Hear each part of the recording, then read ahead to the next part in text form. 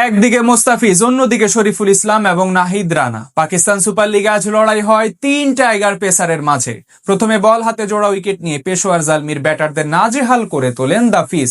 এরপর নিজেদের সামর্থ্য দেখান বাকি দুই পেসার। পেশোয়ারের মাঝারি টার্গেটের জবাবটাও দারুণভাবে দিয়ে দেয় লাহোর কালান্দাস। দুই দলের মাঝে লড়াই হয় হাড্ডাহাড্ডি। সেখান থেকে ম্যাচের ফলাফল এবং তিন পেসারের পারফরমেন্স নিয়ে বিস্তারিত থাকছে রিপোর্টে। একসাথে তিন বাংলাদেশি পেসার আজ মাঠে নামেন পাকিস্তান সুপার লিগে।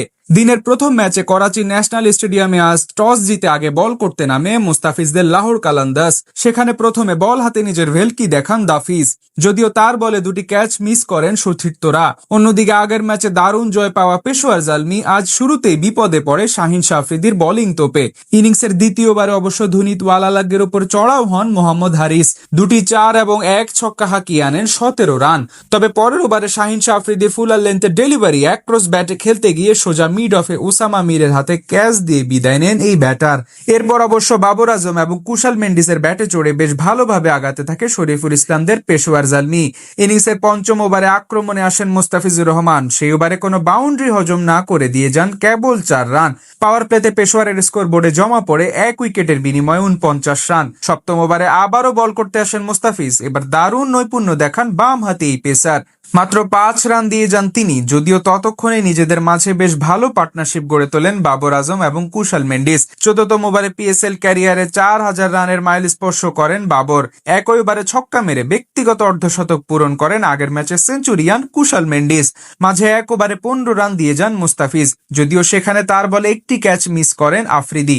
40 বলে 43 রানের ইনিংস খেলে বিদায় নেন বাবর। আর নিজের চতুর্থ ওভারে বল হাতে সব পুষিয়ে দেন মুস্তাফিজ। সিকান্দার রাজা এক ক্যাচ মিস করলেও সে ওভারে দুই ব্যাটারকে সাজঘরে ফেরান টাইগার কাটার মাস্টার। শেষ অব্দি কুশাল মেন্ডিসের 72 এবং মিচেল ব্র্যাসওয়েলের 21 রানের ঝড়ো ইনিংসে ভর করে 173 রানের পুঁজি পায় পেশোয়ার জালমি। বল হাতে জোড়া উইকেট নেন দাফিজ।